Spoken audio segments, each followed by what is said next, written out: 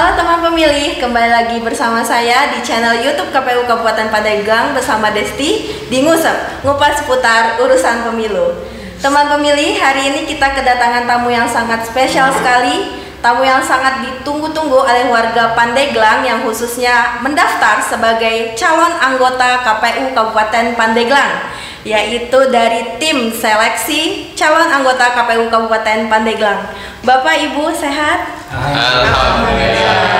Mungkin bisa diperkenalkan terlebih dahulu dari Bapak.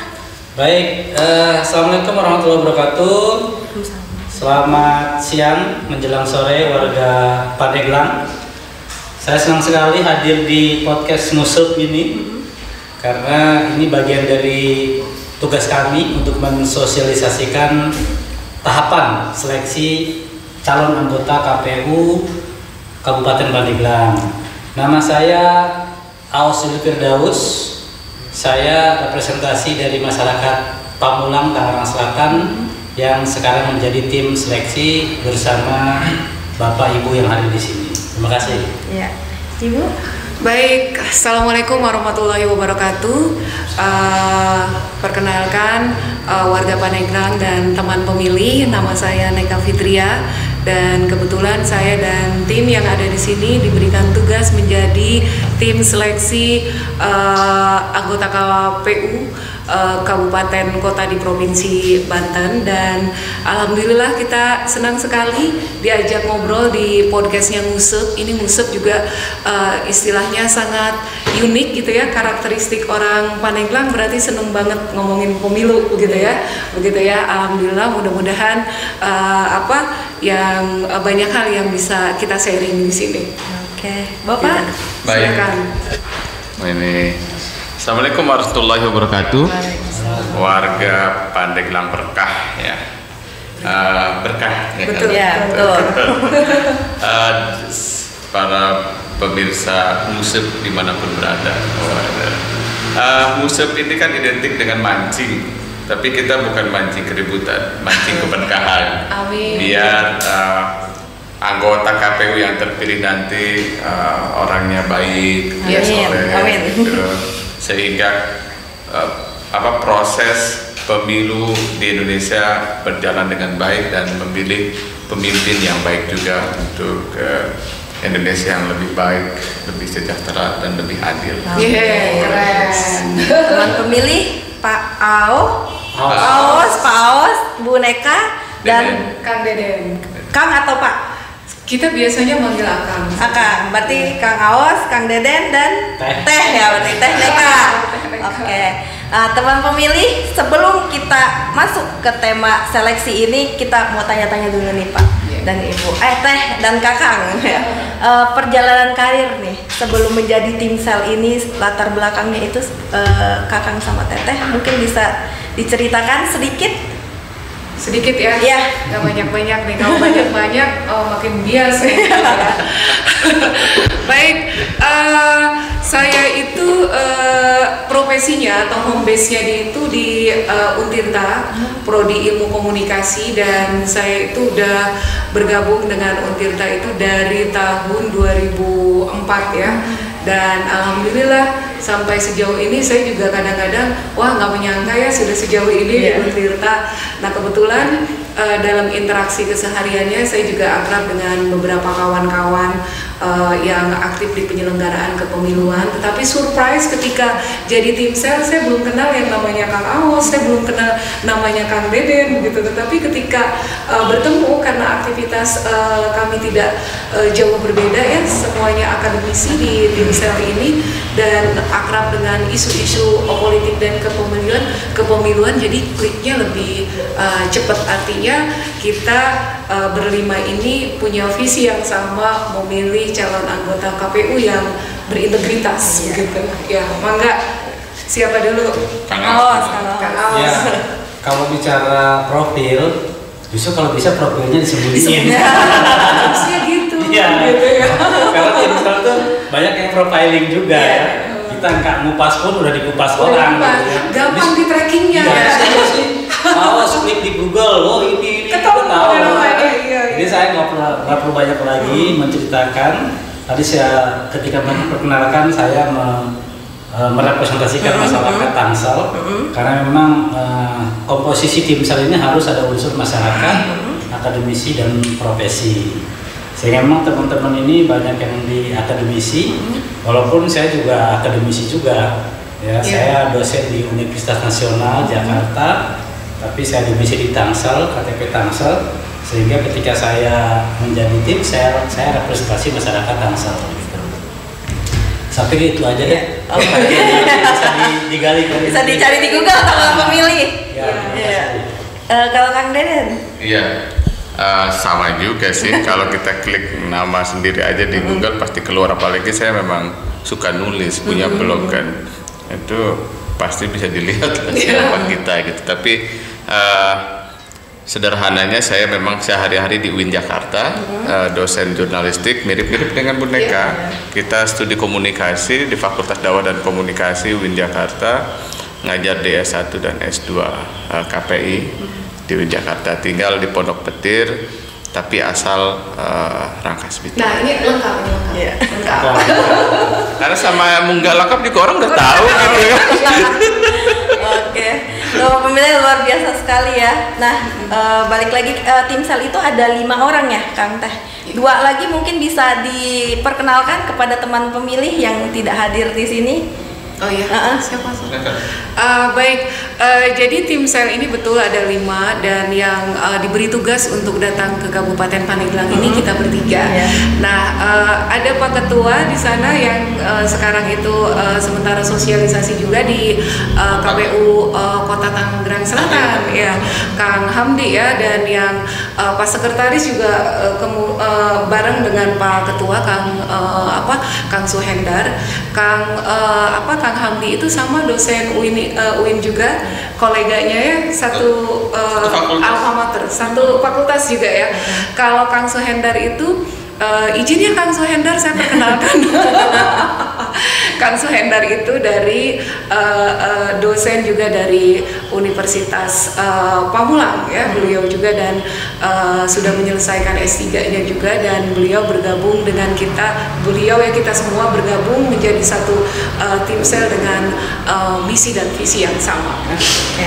Nah, bicara terkait dengan timsel, Kang Teh, sebenarnya apa sih kewenangan, kemudian persiapan timsel nih, yang seperti kita ketahui kan pengumuman sudah diumumkan nih. Seperti apa itu kewenangannya, kemudian persiapan dari timsel itu sendiri? Mungkin dari Kang Deden atau Kang Aus? Jadi kalau dosen ini dipancing ngomong tuh pasti suka ngomong terus. Iya. Nggak apa-apa, ini kita mengalir aja. 3 orang dosen ngomongnya panjang. Ya, kewenangan sesuai dengan regulasi, peraturan perundang-undangan, kita diberi amanah, ditugas untuk melakukan seleksi dari mulai administrasi, seleksi, tahapan-tahapan tes yang diadakan oleh aturan, yaitu aturan dibuat oleh KPU Pusat, ya, KPU RI. Kita bertugas hanya menjalankan itu, jadi tidak lebih dan tidak kurang, tidak boleh keluar dari apa yang sudah ada aturan yang dibuat oleh KPU. Jadi mulai tahapan sosialisasi, penyampaian pendaftaran, pembukaan pendaftaran, kemudian penutupan pendaftaran kapan, masuk ke seleksi tertulis, kemudian psikotes, wawancara kesehatan, sampai penentuan kita mengusulkan 10 nama dari setiap kabupaten kepada KPU RI. Nah, itu memang tugas kita. Itu tupoksi kita hanya sebatas itu, tidak lebih dan tidak kurang. Oke, berarti yang sekarang ini tahapan pendaftaran administrasi ya? Iya, sudah memasuki pendaftaran digabung administrasi antara pemberitahuan atau pengumuman pendaftaran sekaligus pendaftaran itu sendiri. Yang akan ditutup? Tanggal 17 Maret 2022 pukul 23 ya, 2023. 17 Maret 2023 pukul 23 lewat 59 menit. Oke, teman pemilih dicatat yang tertarik segera daftar karena sisa 7 hari lagi. 7 hari lagi. Tahapan yang sekarang dilalui itu kan masih administrasi. Kemudian dari administrasi itu kita CAT. Nah, CAT itu langsung diumumkan, kemudian langsung ke psikologi dan kesehatan atau bagaimana? Ya, jadi tanggal 17 itu masa akhir penyerahan berkas ya. Penyerahan berkas secara fisik ke sekretariat Timsel itu pukul 23:59 tanggal 17 Maret 2023. Jangan lupa ya. Kemudian kita Timsel akan melakukan seleksi administrasi atau penelitian. Bahasa peraturannya itu penelitian administrasi. Kemudian dari jumlah yang masuk itu kita akan ambil 20 kali kebutuhan. Artinya dari pendaftar yang masuk misalkan 200, yang kita ambil 100 yang akan lolos masuk tes seleksi tertulis. Nah, seleksi tertulis itu akan berbarengan di lain hari memang dengan psikotes. Kemudian misalkan hari ini tes tertulis, kemudian besoknya psikotes, dan nilai tes tertulis itu tidak langsung diumumkan hari itu, karena juga nanti akan atau menunggu hasil psikotes gitu ya. Itu tahapannya ada. Mungkin teman-teman ikut dulu, daftar dulu, kemudian lengkapi persyaratannya. Kalau sudah lengkap, nanti bisa lihat pengumuman masuk tidak dalam tahapan tes tertulis. Setelah itu pengumuman untuk tahapan seleksi berikutnya, apa saja tes yang harus diikuti akan diumumkan melalui web resmi KPU. Nah, teman pemilih pantengin terus website KPU Provinsi Banten, terus juga website KPU Kabupaten Pandeglang. Nah, untuk Timsel sendiri ada medsosnya nggak ya, Kang Teh? Kayaknya enggak. Nggak ada. Untuk sementara memang enggak ya, ad hoc gitu. Oke, berarti pantengin di dua medsos dari Provinsi Banten dan KPU Kabupaten Pandeglang. Tadi menarik nih, ada persyaratan atau dokumen apa aja sih, Kang Teh, yang harus dilengkapi oleh teman-teman pemilih nih yang tertarik untuk mendaftar? Ya, sebenarnya banyak sekali dokumen-dokumen yang harus disiapkan ya, sesuai dengan persyaratan yang sudah ditetapkan oleh KPU RI begitu.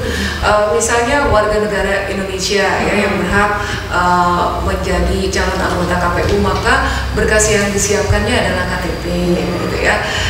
Terus yang kedua itu setia kepada Pancasila dan seterusnya, ini ada juga surat pernyataannya gitu ya. Terus misalnya tidak pernah terlibat dalam narkoba gitu, ini juga ada surat pernyataannya.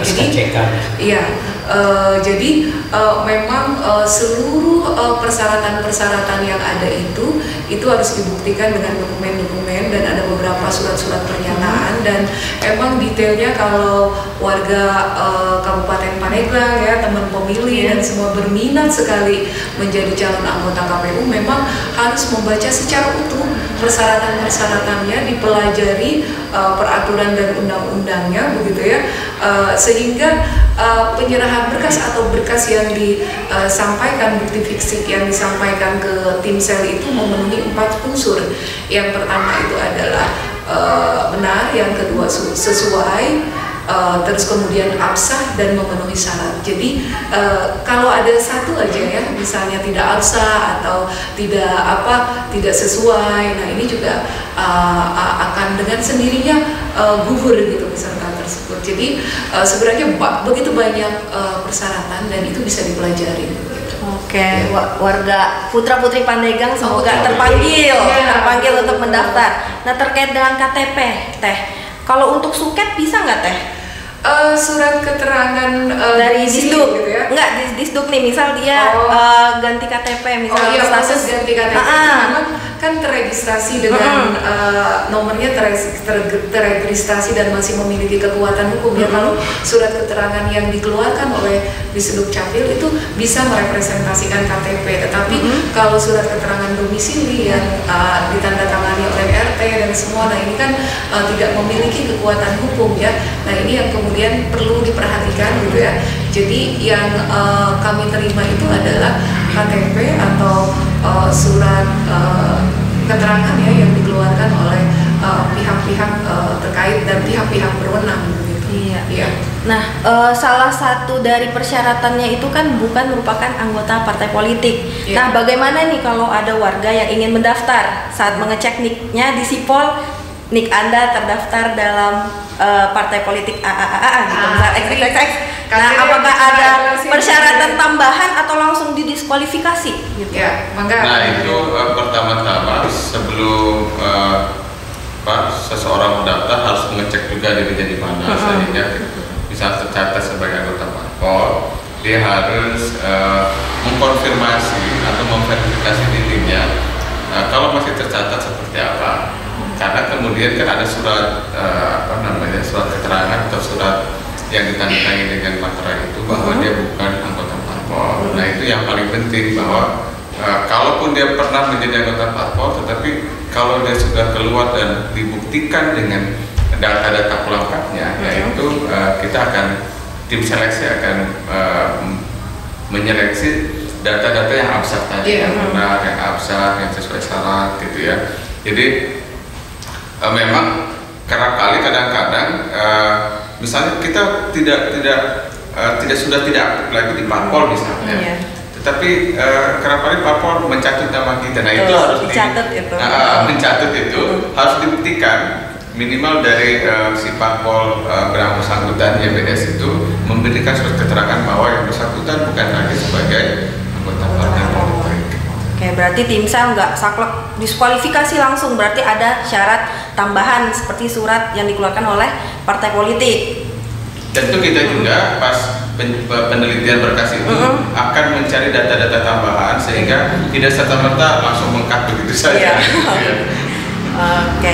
Nah, teman pemilih juga bertanya-tanya nih, Kang Teh, gimana sih cara pendaftarannya? Apakah langsung mengantarkan berkas fisik atau melalui online atau bagaimana? Kalau sekarang kan ada dua tahapan. Yang pertama online, siapa itu, dan ini wajib sebenarnya siapa, karena semua persyaratan itu harus diunggah, harus diunduh dari siapa. Jadi tidak serta-merta dia buat formatnya sendiri, karena kita sudah buat format. Nah format itu harus disesuaikan dengan template yang sudah ada di siapa. Itu yang pertama. Yang kedua, setelah lengkap dan kita mengunggah semua dokumen ke siapa, itu juga berkas fisiknya harus dikirimkan. Karena kita akan menyeleksi juga kelengkapan secara fisik. Artinya begini, tim sel itu akan melihat dua hal. Ketika dia misalnya sudah lengkap tapi ada kekurangan dikit di siapa, tetapi secara fisik lengkap, maka kita gunakan yang lengkap ini. Jadi ini sebagai dua tahap verifikasi gitu. Sama pun demikian, misalnya ketika kita melihat fisiknya oke, di siapanya kurang, ini akan menjadi bahan pertimbangan juga kemudian. Oke, berarti kan ada online-nya wajib, kemudian ada fisiknya juga. Fisiknya itu diantarkan ke alamat mana, Kang? Ke kantor tim sekretariat, Jalan Haji Syekh Nawawi Al-Bantani kilometer 2. Itu ada di sebelah kiri kalau dari Kabupaten, kalau dari Pandeglang sebelah kanan. Oke, teman pemilih dicatat ya alamat kantornya. Nah, terkait dengan si Akba itu kan yang megang itu kan admin dan operator dari provinsi. Nah, apakah ada kewenangan dari admin serta operator provinsi itu untuk memverifikasi data? Apa kewenangan tunggal dari tim sel? Sebenarnya operator itu hanya melihat saja, melihat grafik, dia tidak bisa mengubah. Kita juga misalnya diberikan akun, tetapi kita tidak bisa hanya lihat aja, read only. Kalau sebagai reviewer, ya sebagai reviewer, kita tidak bisa mengubah dokumen-dokumen atau mengupload pula gitu, nggak ada. Jadi itu murni atau resmi dari si pengunggah, si calon pendaftar. Kemudian kita tidak bisa mengubah apapun, mengedit apapun apa yang mereka sudah unggah, sehingga kita hanya menerima apa adanya dan menyeleksi apa adanya. Oke. Dengan kata lain, si Akba ini wadah dokumentasi lah ya Pak ya, untuk mencari untuk kita gampang lah untuk ini Pandeglang ini sudah berapa banyak, kemudian dari Cilegon pendaftarnya berapa banyak gitu ya. Oke, untuk terkait dengan tools kira-kira ada nggak tools dari Timsel, Kang Teh, untuk men-screening calon anggota dari KPU Kabupaten Pandeglang?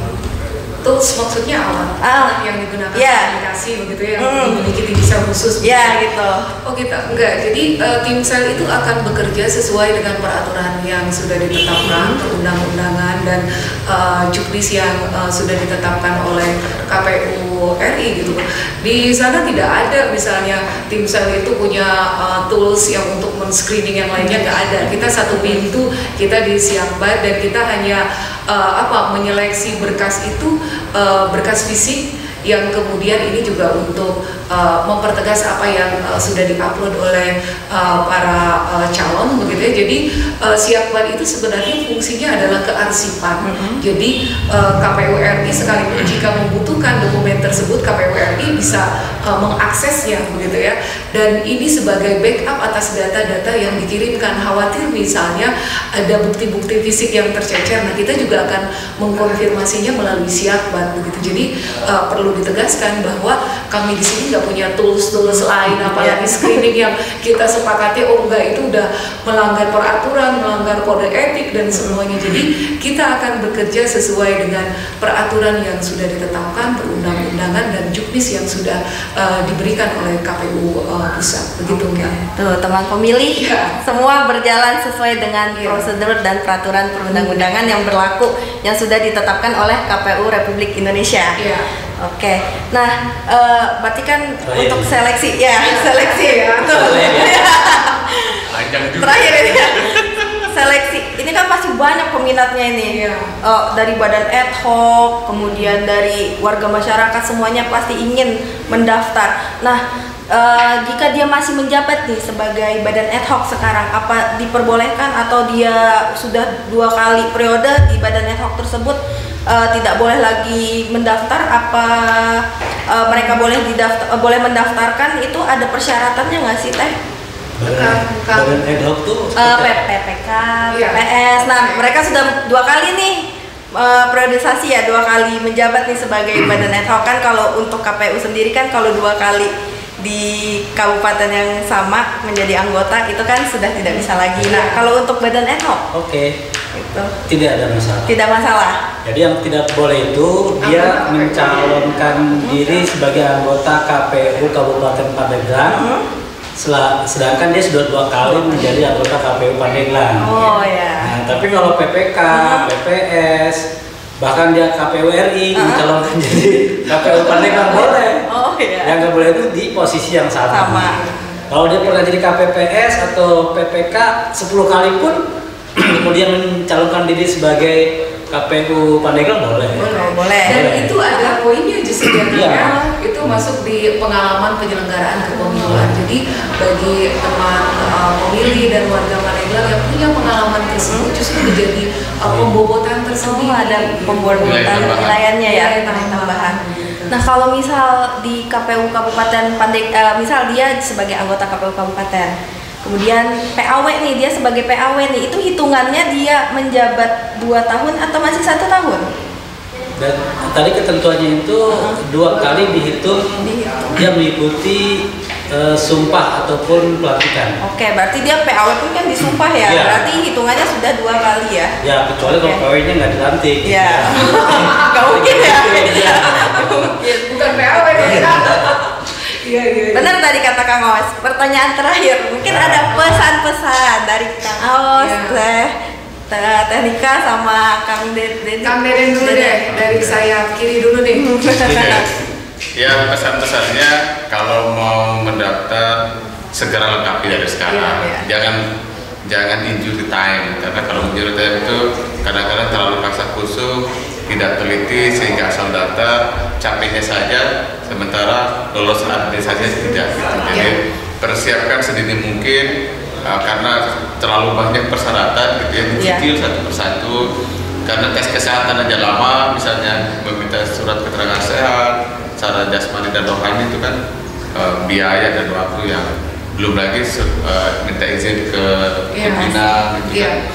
Itu luar biasa tuh effortnya. Jadi persiapkan secara lahir dan batin. 7 hari lagi teman pemilih sebelum ditutup.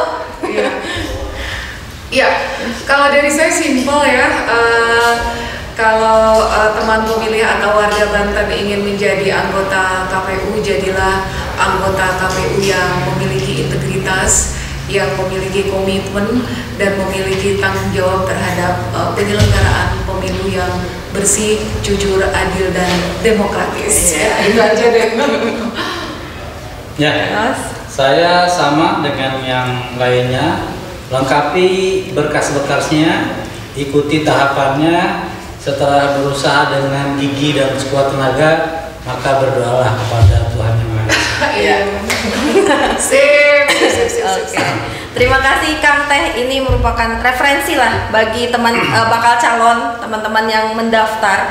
Mereka juga tidak hanya mempersiapkan administrasi, tapi kan juga kesiapan yang lainnya. Selamat bertugas. Semoga dapat melahirkan penyelenggara pemilu yang berintegritas khususnya di KPU Kabupaten Pandeglang. Teman pemilih, jangan lupa pantengin selalu podcast KPU Kabupaten Pandeglang, media sosial, kemudian ada Instagramnya, Twitternya, Facebook, serta channel YouTube kita. Dan pantengin juga untuk medsos KPU Provinsi Banten terkait dengan seleksi calon anggota KPU Kabupaten Pandeglang 2023-2028. Terima kasih Kang Teh sudah bincang-bincang bersama kami dan meluangkan waktunya. Semoga sehat selalu, kemudian lancar aktivitasnya serta selamat bertugas. Teman pemilih, saya Desti, Kang Aos, saya Mega Fitria, saya Deden Melida Ganjar. pamit undur diri. Sampai jumpa.